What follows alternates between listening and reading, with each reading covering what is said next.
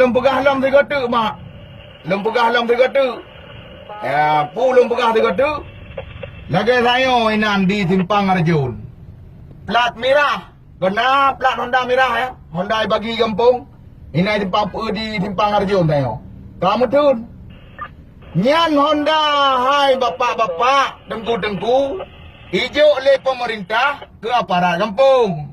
Ke aparat kampung. Honda plat merah. Honda plat merah kaijo oleh aparat kampung, kaijo oleh pemerintah ke aparat kampung. Tapi cukup bah nak pakai helm. Yang Honda merah kaijo oleh pemerintah. Tapi cukup bah nak pakai helm. Yang long bitai. Maaf. Honda yang hijau ke Paguci di kampung. Honda yang hijau ke Tengku Imu kampung. Wadah kata tun ke Paguci itu. Hana so tanda tangan surat tanah tu. Nyamban. Ada kata tun ka Tengku Imum kampung tu. Tengok tanah pernikahan tu. Jadi serba salah. Wadah hantar tun ikut le masyarakat.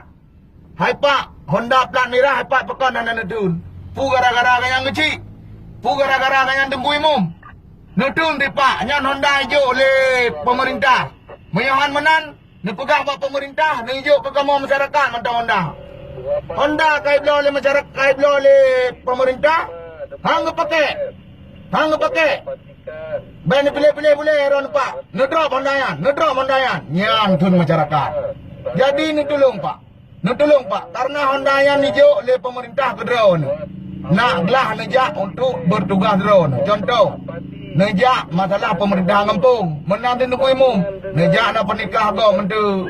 Nejak oleh itu mengenai nak semubur kadang. Nu tolong pakai helm pak. Nutulung pak. Honda bila oleh pemerintah ke drone. Hana mengat malai dengan masyarakat. Masyarakat pakai helm. Masa aron Honda pemerintah Honda plat merah hanan pakai helm. Terima kasih pak. Atunan yang kan pakai helm. Nutulung pak. Yang kamu sampaikan yo kan gugup ke drone. Sekian dan terima kasih. Assalamualaikum warahmatullahi wabarakatuh.